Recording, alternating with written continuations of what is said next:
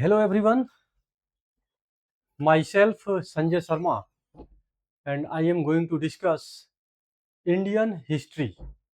आज हम लोग जो चर्चा करेंगे वो भारतीय इतिहास, जहां से मैक्सिमम प्रश्न आपसे पूछा जाता है। अगर हम बात करें यूपीएससी का या अगर हम बात करें स्टेट पीसीएस के एग्जामिनेशन का, तो स्टेट पीसीएस का एग्जामिनेशन हो या आईएएस का पेपर हो, इतिहास जैसा सब्जेक्ट बड़ा इंपॉर्टेंट हो जाता है। अब तो आर्ट एंड कल्चर के पार्ट को भी इंट्रोड्यूस कर दिया गया है।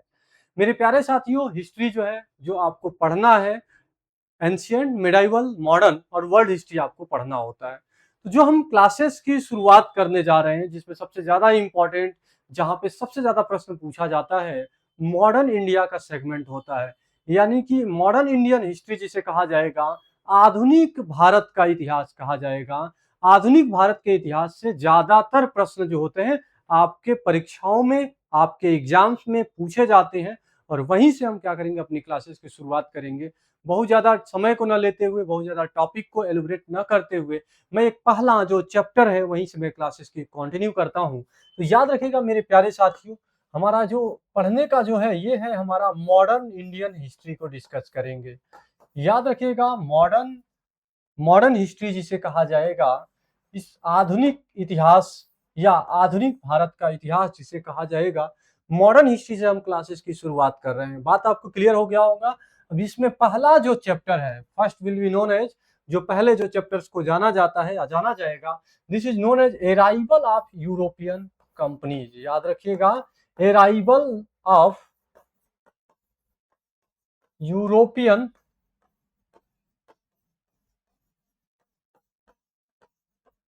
कंपनीज कहा जाएगा। यूरोपीय कंपनियों का आगमन कहा जाएगा।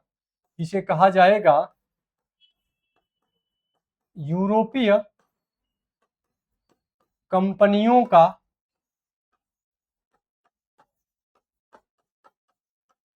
आगमन कहा जाएगा। Are you getting my point? जो हमारा पहला टॉपिक है जिसे कहा जाएगा यूरोपीय कंपनियों का आगमन, यहीं से आधुनिक भारत की जो है शुरुआत होती है। और जो पहला जो चैप्टर्स जो आपके सिलेबस में है, जो यूपीएससी के सिलेबस में है, उसमें पहला चैप्टर यूरोपीय कंपनियों का आगमन, अराइवल ऑफ यूरोपियन कंपनी। सुनिएगा इस बात को। आपको पता है कि भारत में आने वाली कंपनियों का एक सीरीज रहा है। याद रखिएगा, एक आने का इस्टेब्लिशमेंट होने का क्रम अलग है, और उनको जो है, उनको कंपनी स्थापित करने का क्रम अलग है, और उनके आने का सीक्वेंस यहाँ पे अलग है। तो भारत में जो है, आपको पता ही होगा और हमने सुना भी है कि पहली company, this is called east India company. East India company जो भारत में व्यापार करने के लिए जो कंपनी आई, तो जो यहाँ पे रूल करी, याद रखिएगा, लेकिन यह पहली कंपनी नहीं थी। This is not first company who came in India. ये भारत आने वाली पहली कंपनी नहीं थी। हाँ, ये रूल्ड की शुरुआत कह सकते हैं भारत में। आगे चल करके इन्होंने भारत में, कह सकते हैं, traders becomes a ruler.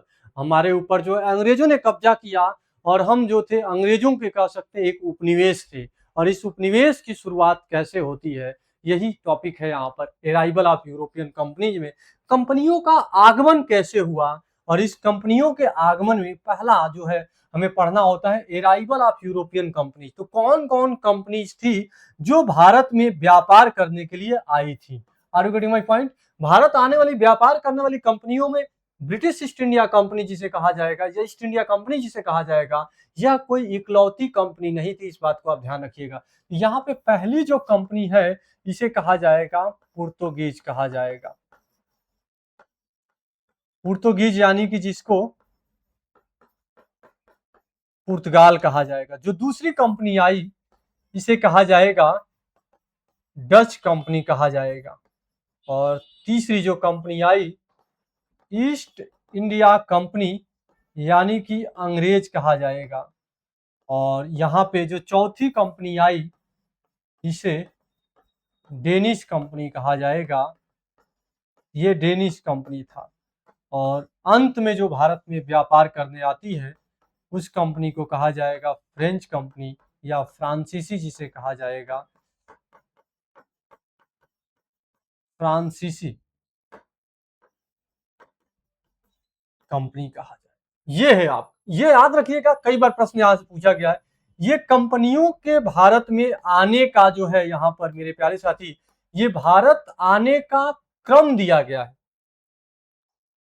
Bharat में कई कंपनियां आई जो व्यापार के दृष्टिकोण से आई, जिसमें कि पुर्तगाली है, डच है, अंग्रेज है, डेनिश है, फ्रांसीसी है। लेकिन जो पहली कंपनी आई भारत में, उस कंपनी का नाम था Portuguese company. Are you getting my point? Portuguese पहली कंपनी है जो भारत में व्यापार करने के लिए आती है, दूसरी डच, तीसरे पर ईस्ट इंडिया कंपनी, डेनिश, और ये फ्रांसीसी है। ये जो सीक्वेंस आपको दिया गया है, यह सीक्वेंस एराइवल का सीक्वेंस है। किसका सीक्वेंस है? एराइवल का सीक्वेंस है। ये कंपनियों के आने का क्रम है, याद रखिएगा, ये कंपनी के आने का क्रम है, न कि इस्टेब्लिशमेंट होने का क्रम है। इस बात को आप ध्यान में रखिएगा। अब ये तो आपको याद ही रहेगा, पहली कंपनी पुर्तगीज। अब याद रखिएगा, इसको याद रख कैसे रखेंगे, तो इसमें कितने डिजिट है? 1 और 2। तो सेकंड पोजीशन पे ऐसे भी हम लोग याद रख सकते हैं, 1, 2, 3, 3 डिजिट है, तीसरे पोजीशन पे है ये, जो भारत में व्यापार करने के लिए कंपनी आती है। और ये अल्फाबेट का डी कौन सा पोजीशन होता है? चौथे पोजीशन पे होता है, तो 4 कह सकते हैं यहाँ पर। और ये है आपका फ्रेंच, आपका 5वीं कंपनी। बात क्लियर हो गया? भारत आने वाली पहली कंपनी पुर्तगाली कंपनी। बात क्लियर होगा? हालांकि यही भारत से जाने वाली first company who went from India, भारत से जाने वाली जो पहली company, last company who went from India, last company जो भारत से गई, वो थी आपका पुर्तगाली company. First company who came in India, this is known as पुर्तगाली कंपनी। यानी पुर्तगाली सबसे पहले भी आए और पुर्तगाली सबसे अंत में भी गए। इन बातों को भी क्या करिएगा, यहाँ पर ध्यान में रखते हुए यहाँ पर क्या करिएगा, यहाँ पे चलिएगा। यही आपसे कह रहा है पुर्तगाल। तो अब यही हमारा टॉपिक है जिसे हमें पढ़ना होता है। और पहला जो यहाँ पे पहला जो टॉपिक होता है अराइवल ऑफ यूरोपियन कंपनीज में, ये है आपका पुर्तगीज कहा जाएगा। Are you getting my point? यहाँ तक किसी कोई दिक्कत हो तो आप बताइएगा। पहला जो इसमें टॉपिक रहेगा, इसे कहा जाएगा पुर्तगीज कहा जाएगा। अब हेडिंग डालिएगा पुर्तगाली कंपनी, यानी इसे पुर्तगीज कहा जाएगा, जिसे पुर्तगाल कहा जाएगा। क्लियर है? अब ये देखिएगा, पुर्तगाली कंपनी जो भारत में आई व्यापार करने के लिए, ये है जो मैं आपको यहां से बताने जा रहा हूं।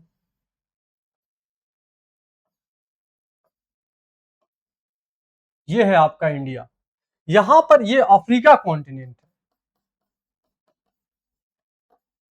Africa continent. और यहां पे आप जाएंगे तो यहां पर एक देश मिलेगा जिसे कहा जाएगा पुर्तगाल या पुर्तगीज कहा। अब देखिएगा, भारत के साथ या भारत की जो खोज किया जा रहा है, इस बार लैंड रूट के माध्यम से नहीं आ रहे हैं, इस बार ये लोग सी रूट के माध्यम से भारत आ रहे हैं। सी रूट का मतलब होता है समुद्री मार्ग जिसे कहा जाएगा। और समय था 20 मई 1498 का। मैंने क्या बोला यहाँ पर? पुर्तगालियों की तरफ से 20 मई 1498 को, इसका नाम रहेगा वास्को डी गामा। ये basically Vasco da gamma traders है और ये रहने वाला पुर्तगाल का है। समय है 20 मई 1498। यानी in 20 May 1498 Portuguese traders Vasco da Gama discovered India via the Cape of Good Hope, reach the Kerala Calicut. मैंने शब्दों को याद रखिएगा। मैंने क्या बोला कि जो 20 मई 1498 को ये वास्को डी गामा यहां से व्यापार करने के लिए आ रहा है और ये सी रूट के माध्यम से ये पहुंच रहा है केरल पे। मैंने क्या बोला? और ये दैट पॉइंट, अफ्रीका का जो अंतिम पॉइंट है, इस पॉइंट को कहा जाता था केप ऑफ गुड होप कहा जाता था। केप ऑफ गुड होप कहा जाएगा। इसको आप याद रखिएगा, केप ऑफ गुड होप कहा जाएगा। ये रहेगा, केप ऑफ गुड होप कहा जाएगा।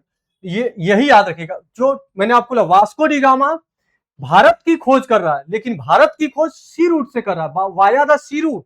ये जो आने का जो इस बार क्रम है, ये सी रूट के माध्यम से आ रहा है। सी रूट का मतलब होता है समुद्री मार्गों के माध्यम से इसे कहा जाएगा समुद्री मार्ग के माध्यम से ये आ रहे हैं। और यहाँ पे जब पहुंचे तो ये केरल एक जगह है, आपको पता ही होगा, केरल। और केरल का कैलीकट जिसे कहा जाएगा, कैलीकट कहा जाएगा। Are you getting my point? तो केरल के कैलीकट पे पहुंचते हैं, रिच्ड केरल कैलीकट। और केरल का एक राजा, केरल के राजा का नाम जो है वो केरल के राजा का नाम है Zamorin. Zamorin was the Hindu ruler. जो जमोरिन था यह हिंदू रूलर था। Welcome to him, welcome to him. जो जमोरिन था, जमोरिन क्या करता है, वास्को डी गामा का भव्य स्वागत करता है। हम भारतीय हैं, आपको पता ही है, हम लोग का होता है कॉन्सेप्ट ही अतिथि देवो भव, यानी हमारे लिए अतिथि था और हमारा राजा जो है जमोरिन क्या करता है, इसका मोस्ट वेलकम करता है। तो इस पॉइंट को भी यहाँ पे बनाते चलेंगे। जमोरिन, ये जो जमोरिन था ये हिंदू रूलर था। जमोरिन, जमोरिन हिंदू रूलर क्या करता है, इसका क्या करता है, स्वागत करता है, वेलकम करता है। ये बात आपको क्लियर हो गया होगा। अब यहाँ पे दो तीन बातें हैं। जब ये समुद्र के रास्ते से आ रहे थे तो रास्ते में आने के क्रम में जो है इनका जो है यहाँ पे टकराहट होता है। यहाँ पे आपको पता ही होगा अरब का ये पेनिनसुलर एरिया है, अरब का जो ये प्रायद्वीप है, अरब पेनिनसुलर जिसे कहा जाएगा, अरब का प्रायद्वीप जिसे कहा जाएगा। और इस अरब के व्यापारी जो आ रहे थे तो अरब के व्यापारियों ने जो है इनका क्या किया था, वास्को डी गामा का अपोज किया था। याद रखना, आने के क्रम में अरब के व्यापारियों ने, हालांकि अरब के जो व्यापारी थे उस अरब के व्यापारी और ये वास्को डी गामा के साथ वाले का बीच में क्या होता है, एक संघर्ष होता है। वही कहानी है। Although there present Arab traders wanted to oppose him, यद्यपि पहले से उपस्थित अरब के व्यापारियों ने इनका विरोध करना चाहा। मैंने यही बात बोला, although there present Arab traders wanted to oppose him, यद्यपि पहले से उपस्थित अरब के व्यापारियों ने क्या करना चाहा, अपोज करना चाहा। But assisted by the Abdul Majid, यहाँ पर कहानी है, अब्दुल मजीद नाम का एक व्यक्ति मिलेगा। ये गुजरात का जो था, ये क्या था, एक नाविक था। ये है आपका अब्दुल मजीद और ये था आपका गुजरात का। तो although there present Arab traders wanted to oppose him, यद्यपि पहले से वहां उपस्थित अरब के व्यापारियों ने उनका विरोध करना चाहा। But assisted by Abdul Majid reached Kerala Calicut. अब याद रखिएगा, अरब के व्यापारी अगर मार रहे थे और उसी समय हम अगर उसको गाइडेड नहीं किया होता ये अब्दुल मजीद, तो ऑब्वियस ही बात है वास्को डी गामा भारत नहीं पहुंचता। ये वही कहानी है, मुझे अपनों ने लूटा गैरों में कहां दम था, मेरी कश्ती ही वहां डूबी जहां पानी ही कम था। मेरे प्यारे साथियों, ये मतलब कह सकते हैं यूं ही कि दिल गलती कर बैठा है। ये गलती जाने और अनजाने में हुआ है।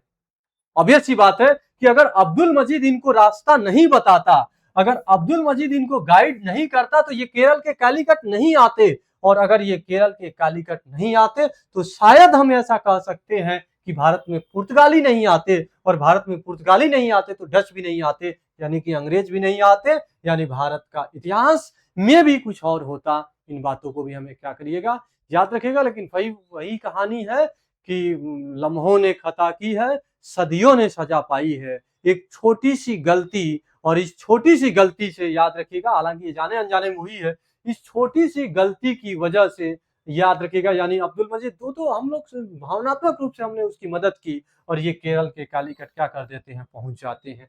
इस तरीके से पहला व्यक्ति जिसका नाम था वास्को डी गामा क्या करता है, भारत पहुंचता है।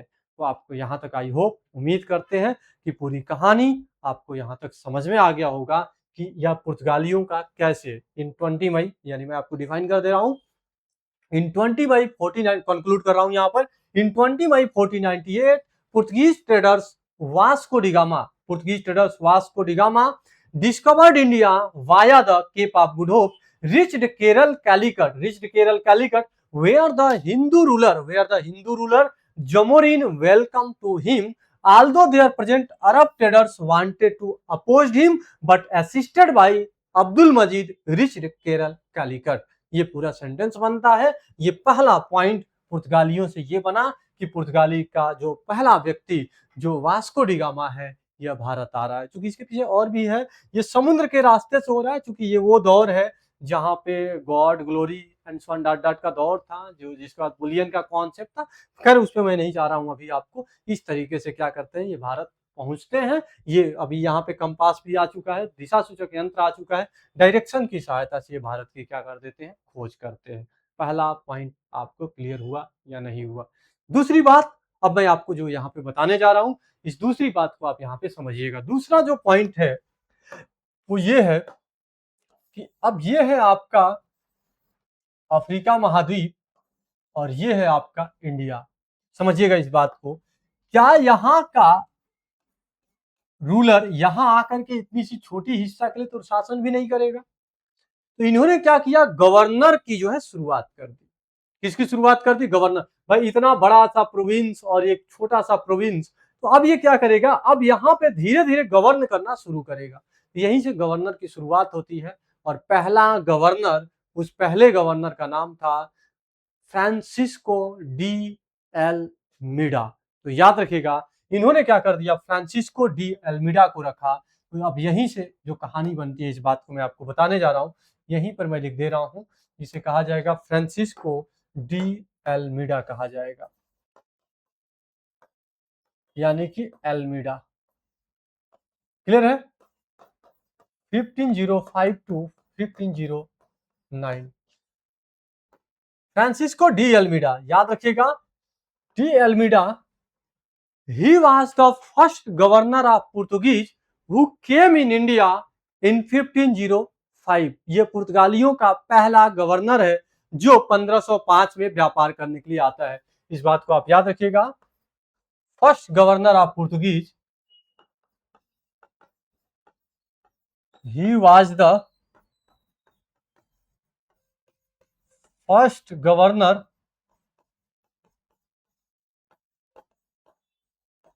of Portuguese who came in India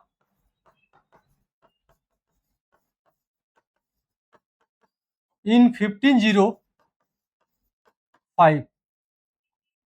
पुर्तगालियों का पहला गवर्नर वह पुर्तगालियों का पहला गवर्नर था जो 1505 में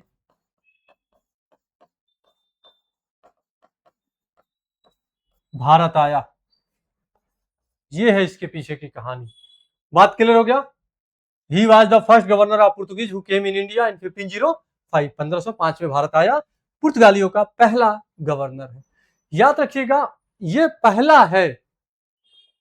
इसने एक पॉलिसी दिया, he gave the blue water policy, that is called नीली जल की नीति कहा जाएगा, या to control sea route policy. याद रखिएगा, ही गेव द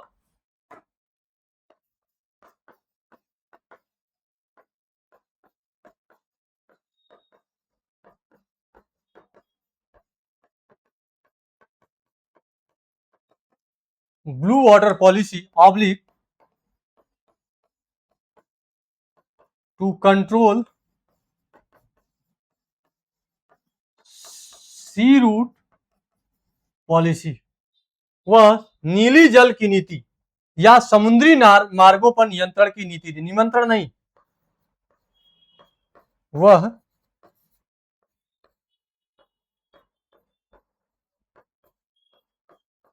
नीली जल की नीति या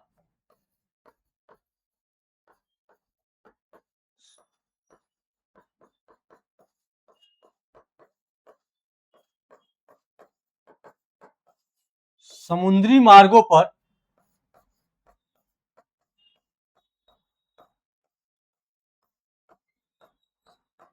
नियंत्रण की नीति दिया। यह है इसकी कहानी। बात आपको समझ में आ गया होगा। डी एल्मीडा, इसने कहा कि अगर हम पहले आ रहे हैं और समुद्र के मार्गों पर हम नियंत्रण कर लें, ऑब्वियस सी बात है, आने वाले समय में जो लोग भी व्यापार करेंगे तो इनके जहाजों का ही यूज करेंगे, यानी कि हम कोशिश कर रहे हैं, इसी को बोलते हैं कॉटेज सिस्टम कहा जाता है। कॉटेज सिस्टम मतलब इनके जहाज, पुर्तगाली के जहाज से सामान जो होगा भारत का जाएगा। ऐसा अकबर जैसा राजा भी सामान यहीं से भेज रहा है, इन्हीं के जहाजों से भेज रहा है, यानी इन्हें सब, इन्हीं को जो होगा एक टैक्स के रूप में, एक कर के रूप में, यानी कि ये कह सकते हैं इन्हें एक धनराशि प्राप्त होगा, जिससे इनका जो साम्राज्य है या जो इनका जो सिस्टम है वो क्या होगा, एक मजबूत स्थिति को प्राप्त करेगा। तो याद रखिएगा, तो इस बात को आप याद रखिएगा, फर्स्ट है बट नॉट रियल है, ये दो कार्य इसके लिए बड़ा जरूरी है। वह पुर्तगालियों का पहला गवर्नर है, 1505 में भारत आता है। ये क्या करता है, नीली जल की नीति या समुद्र के मार्गों पर नियंत्रण की क्या करता है, नीति देता है, यानी कि पहला ऐसा राजा जिसने पूरब के देशों के साथ संबंध को, पहला ऐसा गवर्नर जिसने पूरब के साथ देशों के साथ एक बेहतर संबंध बनाया, यानी पूर्वी देशों, अगर हम देखें तो इधर से पूरब ही पड़ेगा, पूर्वी देशों के साथ बेहतर संबंध बनाता है, और पूर्वी देशों के साथ बेहतर संबंध बनाने के क्रम में ब्लू वाटर पॉलिसी या कंट्रोल सी रूट पॉलिसी को क्या कर रहा है, या इसके माध्यम से इसको क्या किया जाता है, इसे दिया जाता है। Are you getting my point? यहां तक किसी को कोई भी दिक्कत हो तो आप बताइएगा।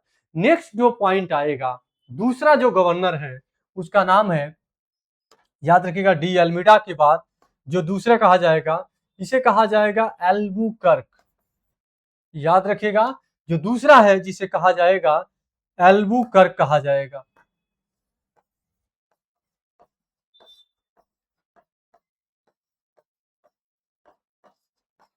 Albuquerque,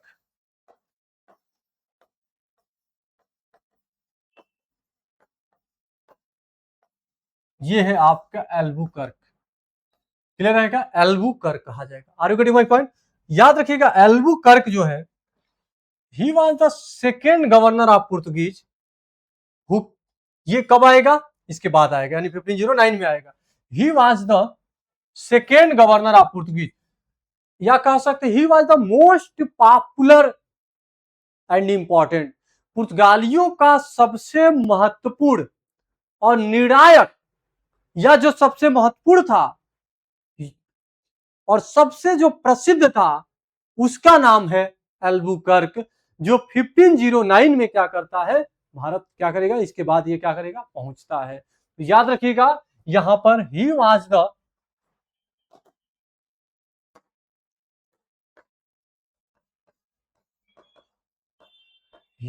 the second governor of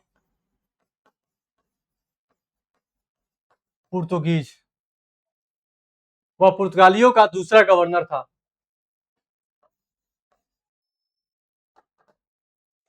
या कह सकते हैं इसे कई जगह मिलेगा, रियल फाउंडर कहते हैं, real founder of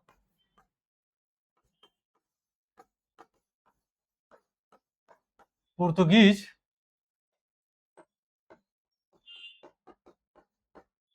empire in India. वह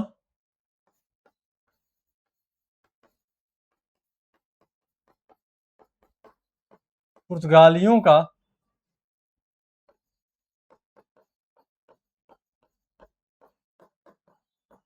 दूसरा गवर्नर था, और क्या कह सकते हैं, पुर्तगाली साम्राज्य का वास्तविक संस्थापक, या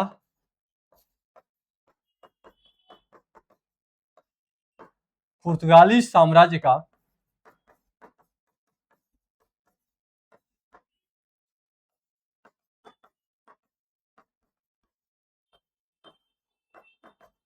पुर्तगाली साम्राज्य का वास्तविक क्या था, पुर्तगाली साम्राज्य का संस्थापक था। क्लियर रहेगा, यह बेसिकली रूप से तीन चीजों के लिए जाना जाता है। ये क्या करेगा, 1510 में जो बीजापुर जो है, बीजापुर का जो रूलर था आदिल शाह, उसके पास गोवा होता था, गोवा को स्नैच कर लेता है इन 1510, snatched Goa from the Bijapur ruler Adil Shah.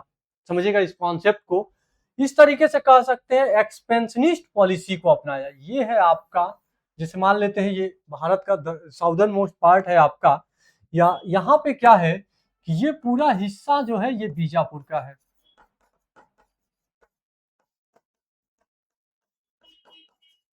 और इस बीजापुर के रूलर का नाम है आदिल शाह। क्लियर है? इसी के पास गोवा होता था, means Goa also part of Bijapur. बात क्लियर हो गया? मतलब गोवा बीजापुर का ही हिस्सा है, यानी कि आदिल शाह के अंडर में वो हिस्सा है। लेकिन अब ये क्या करेगा, 15010 में 1510 1510 में 1510 में क्या करेगा, गोवा के ऊपर अटैक कर लेगा और गोवा के ऊपर अटैक करके इसको अपने साम्राज्य में मिला लेगा। इसका मतलब कि एक्सपेंशनिस्ट पॉलिसी अपना रहा है, एडॉप्टेड द एक्सपेंशनिस्ट पॉलिसी। यही पॉइंट मैंने बताया था आपको। इन 15, यही बात आपसे कह रहा है, इन 1510 snatched गोवा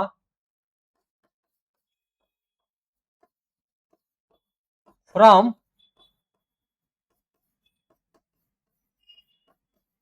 बीजापुर रूलर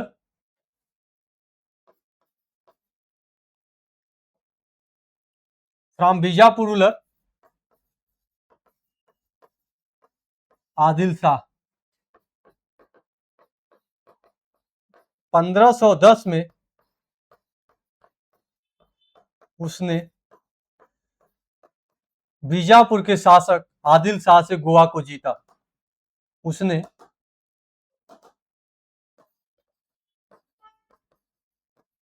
बीजापुर के शासक आदिल शाह से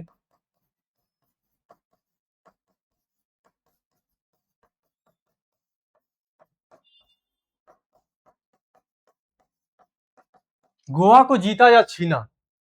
क्लियर रहेगा? दो कॉन्सेप्ट यहां पे बनता है। पहला, दूसरा है वास्तविक है। 1510 में क्या करता है, यह क्या करता है, इसको जीत लेता है, अपने साम्राज्य में मिला दिया। दूसरा कहानी इसने ये किया था। देखो, यहीं पर एक राज्य है जो कह सकते विजयनगर साम्राज्य।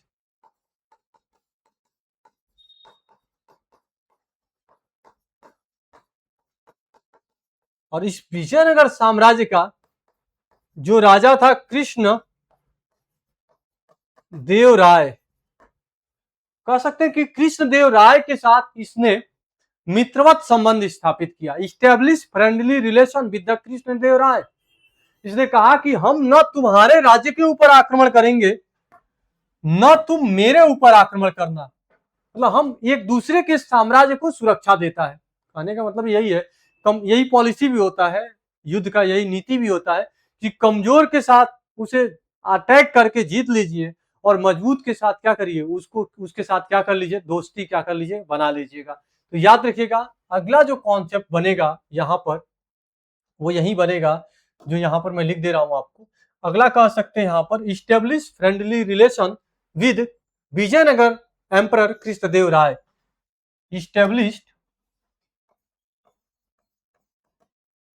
established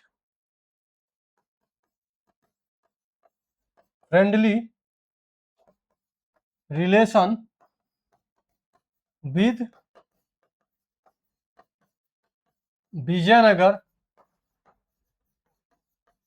एम्परर कृष्णदेव राय। इसने विजयनगर के शासक कृष्णदेव राय के साथ मित्रवत संबंध बनाया।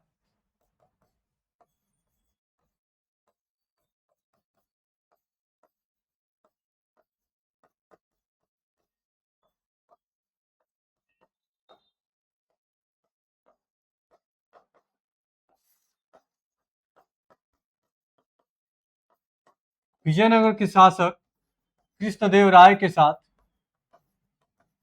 मित्रवत संबंध बनाया। इसने एक कार्य और किया था, that is called promoted marital relation with Indian womens. He promoted marital relation with Indian womens. जैसे कहने का मतलब ये है, ये पुर्तगाल के रास्ते से आ रहे हैं, ये है आपका इंडिया, तो इन्होंने कहा कि अगर मान लो ये पुर्तगाली है, यहाँ पे आ रहे हैं और फिर पता चले यहाँ कार्य करने के बाद, जैसे मान लो 6 महीने बाद हर आदमी को होता है कि घर की याद, पति पत्नी बच्चे की याद है, फिर चला गया, उसका कार्य बाधित होता है। इसने कहा कि ऐसा करो, अगर तुम भारत में या भारत की महिलाओं से अगर तुम शादी करोगे तो हम तुम्हें क्या करेंगे, प्रमोशन देंगे। यही होता है, मतलब हम तुम्हें क्या करेंगे, नौकरी में या अपने पद में हम तुमको क्या कर देंगे, प्रमोशन दे देंगे। ये तीसरा जो इसने कॉन्सेप्ट दिया, ये कह सकते हैं promoted marital relation with Indian womens, यानी भारत की महिलाओं के साथ शादी करने पर उन्हें उच्च पद या ओहरा या ओहदा देता था। इस बात को भी क्या करिएगा, यहाँ पर याद रखिएगा। तो कह सकते हैं यहाँ पर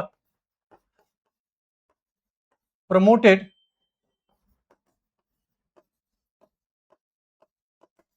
marital relation with Indian womens, भारतीय महिलाओं के साथ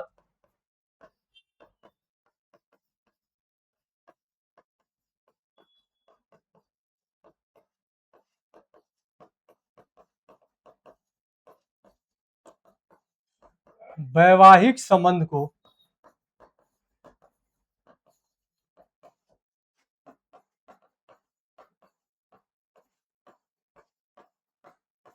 ये है आपका, भारतीय महिलाओं के साथ वैवाहिक संबंध को क्या किया, बढ़ावा दिया। इसलिए इसको क्या कहा जाता है, ये तीन आधार है, तीन कार्य किया। पहला जो है मैंने आपको बताया ये रियल है, सेकेंड बट रियल, ये कई बार पूछा गया है। दूसरा था कब आया था, ये 1510 में इसे गोवा को क्या कर लेता है, स्नैच कर लेता है, जो आदिल शाह था वहां के राजा से। अब यहाँ पे कह रहा है आपके कृष्णदेवराय के साथ मित्र संबंधों को स्थापित करता है, भारतीय महिलाओं के साथ जो है क्या कर देता है, यहाँ पर इस बात को भी हमें ध्यान में रखना है। अब एक दो प्रश्न कई बार आपसे पूछा जाता है आपके एग्जाम में, पुर्तगालियों ने अपनी पहली फैक्ट्री कहाँ बनाई थी, they establish their first factory in Kochi, वे अपनी पहली फैक्ट्री कोची में बनाए थे। हालांकि 1503 में ही उन्होंने बना लिया था, जब उन्होंने गोवा को बाद में जो उनके ऊपर कब्जा हो गया या उनके ऊपर अधिकार हो गया, लेटर ऑन शिफ्टेड गोवा, बाद में उन्होंने उसको गोवा में क्या कर दिया था, स्थानांतरित कर दिया था। इस बात को नोट करके लिखिएगा, ये कई बार आपसे प्रश्न पूछा गया है। Portuguese establish their first factory in Kochi, Portuguese establish their first factory in Kochi,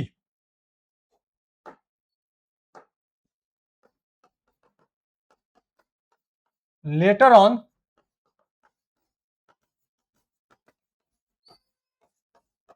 on shifted Goa.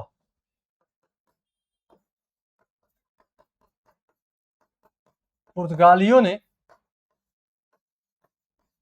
अपनी पहली फैक्ट्री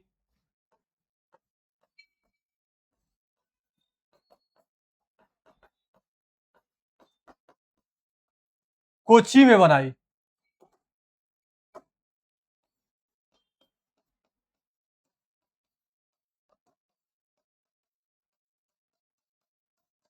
जिसे बाद में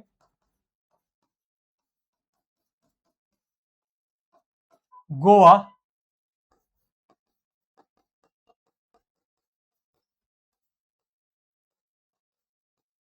स्थानांतरित कर दिया। तो ये नोट करके मैंने लिखवा दिया।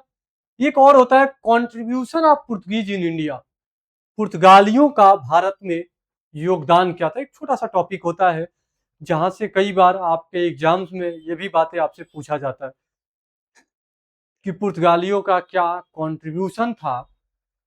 तो नोट करिएगा, contribution of Portuguese in India. हमने यहाँ पे कई डायमेंशन आपसे चर्चा किया, केवल अभी एक डायमेंशन पे हम यहाँ पे बात कर रहे हैं। टॉपिक था हम लोग का अराइवल ऑफ यूरोपियन कंपनीज, यूरोपीय कंपनियों का आगमन। और इस यूरोपीय कंपनियों के आगमन में पुर्तगीज, डच, अंग्रेज, डेनिश, फ्रांसीसी की हमें चर्चा आगे करना है। इसमें पहला जो टॉपिक था जिसको हम लोग डिस्कस कर रहे हैं, this is known as Portuguese. और पुर्तगाली में हमने आपको 3-4 कॉन्सेप्ट मैंने आपको सिखाया। पहला जो हमारा कॉन्सेप्ट था, वास्को डी गामा किस तरीके से भारत आता है, केरल के कैलिकट में कैसे पहुंचता है, जमुनीन उसका क्या कैसे किस तरीके से वेलकम करता है, क्या क्या कहानी है, ये पूरी बात हमने आपको यहाँ पे समझा दिया। इन चीजों को मैंने आपको क्या कर दिया, यहाँ पे एक्सप्लेन किया। दूसरा जो पॉइंट बनता है, जो पुर्तगालियों का पहला गवर्नर था, दिस इज नोन एज एल्मिडा, और एल्मिडा से जुड़ी हुई बातों को भी हमने क्या किया, यहाँ पे चर्चा में यहाँ पर हमने लिया है। अगला जो पॉइंट यहाँ पे बनता है, Albuquerque, he was the first, he was the second governor था। ये क्या क्या प्रोसेस था, क्या क्या प्रक्रियाएं थी, सारी चीजें मैंने यहाँ पे डिस्कस किया। और तीसरा जो यहाँ पे जो है, ये मैंने आपको नोट करके लिखाया, पुर्तगालियों ने अपनी पहली फैक्ट्री कहाँ बनाई और किस तरीके से उन्होंने गोवा को शिफ्ट कर दिया। एक छोटा सा पॉइंट ये बनता है, पुर्तगालियों का भारत में योगदान क्या था। पुर्तगालियों का भारत में योगदान क्या था, इस बात को हमें समझिएगा। याद रखना, यहाँ पर एक पॉइंट और आता है, उसको भी मैं यही लगे हाथ लिखवा दे रहा हूं नोट में। दूसरा पॉइंट, आखिरकार ये पुर्तगाली भारत में क्यों आए थे, सवाल तो यही बनता है। तो आखिरकार ये क्यों पुर्तगाली भारत में आए थे, व्हाई केम, क्यों आए थे। याद रखिएगा, ये है इंडिया। यहां पे आप देखोगे तो ये बेसिकली रूप से ये ठंडा प्रदेश है, कोल्ड एरिया है, ठंडा प्रदेश है। और इस ठंडे प्रदेश में जो होता है, मांस, जो आपको पता होगा, मांस को प्रिजर्व करने के लिए नमक और मसाला, मतलब नमक लगा देंगे और मसाला होगा तो वहां पे मांस को प्रिजर्व कर देता है, यानी एक दिन बनाइए, 2 दिन 3 दिन आप खाइए। यहाँ पे क्या था कि ये ठंडा प्रदेश होने के कारण ये मांस को प्रिजर्व करते थे।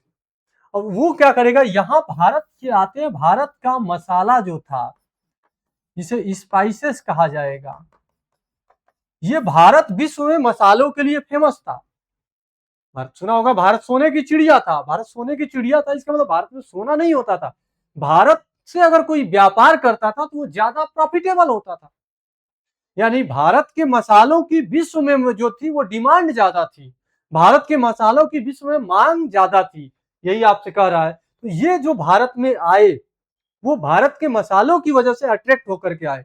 कहा जाता है कि ये ठंडे प्रदेशों में भारत के मसालों की मांग होती थी, जो मांस को प्रिजर्व करता था, 2 दिन 4 दिन खाते, और साथ ही साथ ये स्वादिष्ट हो जाता है, बेहतर हो जाता है। इसको, इसके उपयोग करने से मांस बेहतर लगता है, खाने में स्वादिष्ट लगता है।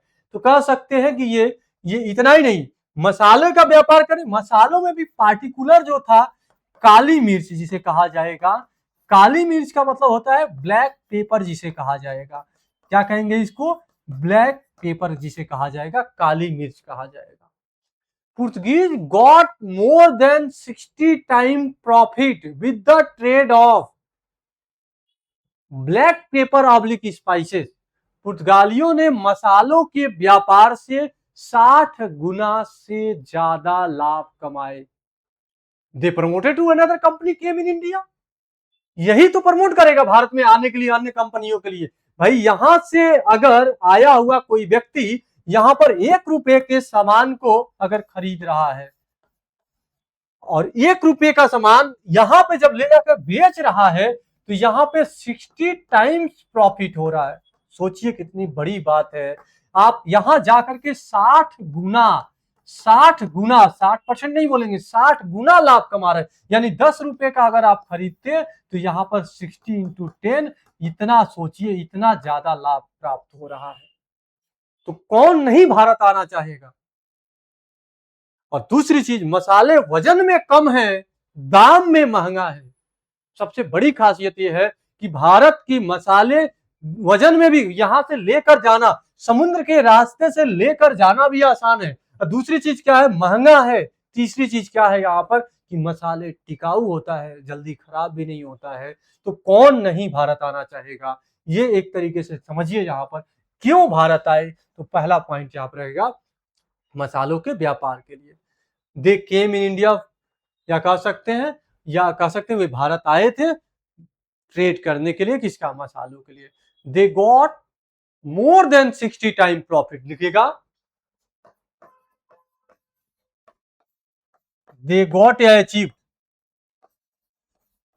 मोर देन 60 टाइम्स प्रॉफिट।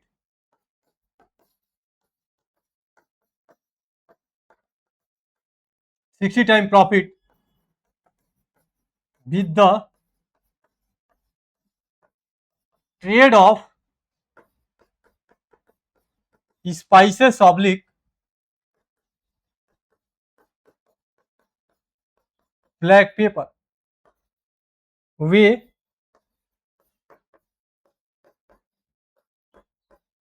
60 गुना से ज्यादा लाभ कमाए, या 60 गुना से ज्यादा लाभ लाभ कमाए, किसमें? मसाले या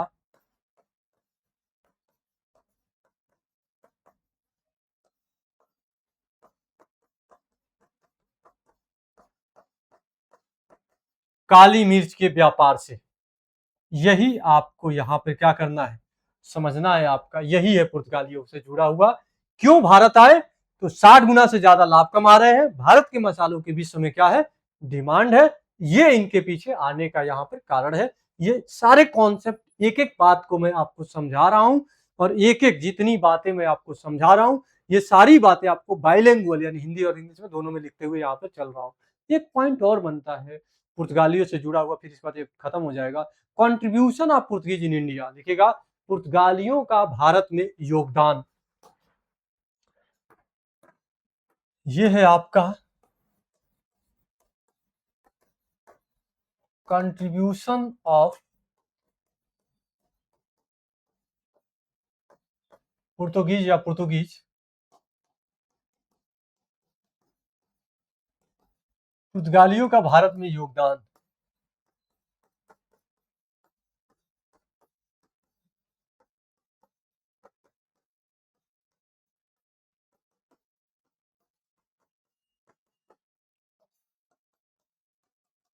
क्या योगदान है?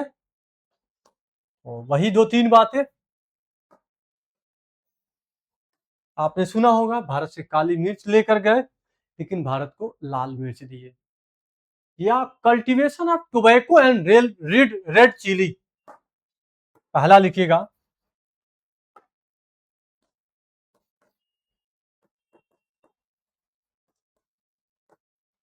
कल्टीवेशन ऑफ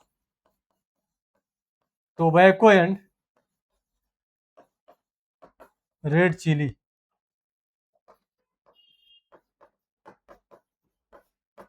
तंबाकू एवं लाल मिर्च की खेती इन्होंने ही दिया था। और कल्टीवेशन ऑफ कैश्यू नट, काजू की खेती। अब सोचे कितने बदमाश है, हमारे यहाँ का राजा नशा करेगा, तंबाकू खा खा करके क्या करेगा, एकदम दिन दिन भर सो रहा है। जहांगीर के साथ क्या हुआ, यही होगा आगे चलकर। लाल मिर्च की खेती, अब लाल मिर्च की खेती में आपको कितना मिलेगा, बताओ कितना आपको यहाँ पे प्रोटीन युक्त भोजन मिलेगा। तो ये आप समझ रहे, ह्यूमिनिटी वाला सामान लेके चला गया, और यहाँ पर जो है तंबाकू और लाल मिर्च दे रहा है। खैर इसकी बात छोड़ते हैं यहाँ पर, ये यहाँ पर आप याद रखिएगा, लाल मिर्च और तंबाकू की खेती किसकी देन है, पुर्तगालियों का देन है। बात आपसे याद रहेगा, कहीं कोई दिक्कत? अगला एक और पॉइंट बनता है काजू की खेती, कल्टीवेशन ऑफ कैश्यू नट।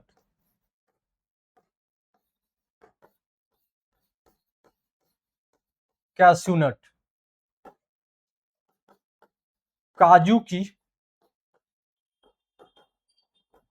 खेती कहा जाएगा, काजू की खेती इन्हीं का देन है। क्लियर हो गया आपका? अब ये अलग बात है कौन से क्लाइमेट में होगा, कैसे होगा। और तीसरा जो पॉइंट है यहाँ पे जो सबसे जरूरी है, इसे हमें समझना है कि काजू की खेती इंट्रोड्यूस्ड, याद रखिएगा, डिस्कवरी नहीं बोल रहा हूँ, introduce printing press in India. जो आजकल हम लोग प्रिंट आउट वगैरह पढ़ते हैं, तो इंट्रोड्यूस प्रिंटिंग प्रेस ने इन्होंने ही भारत में इंट्रोड्यूस करवाया था। तो लिखेगा introduce printing press in India. Printing press को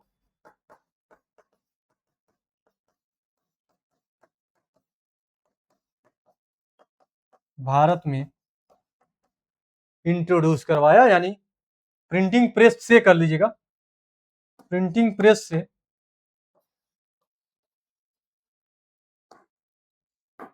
प्रिंटिंग प्रेस से भारत को परिचित करवाया।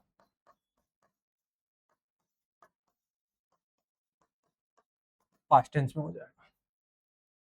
तो ये था आपका पूरा यहाँ पे पुर्तगालियों का भारत में आगमन, और पुर्तगालियों के आगमन से जुड़ी हुई बहुत सारी बातों को हमने क्या किया यहाँ पर आपके सामने और आपके समक्ष हम लोगों ने यहाँ पर क्या किया, डिस्कशन के पॉइंट्स को हम लोग यहाँ पर डिस्कस किए।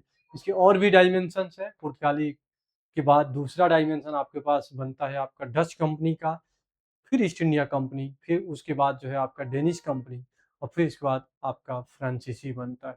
तो ये यहीं से जो है अराइवल ऑफ यूरोपियन कंपनी से ही सामान्यतः भारत, आधुनिक भारत की शुरुआत और जो आपके मॉडर्न इंडिया का जो पहला चैप्टर है वो यहीं से क्या होता है, शुरू होता है।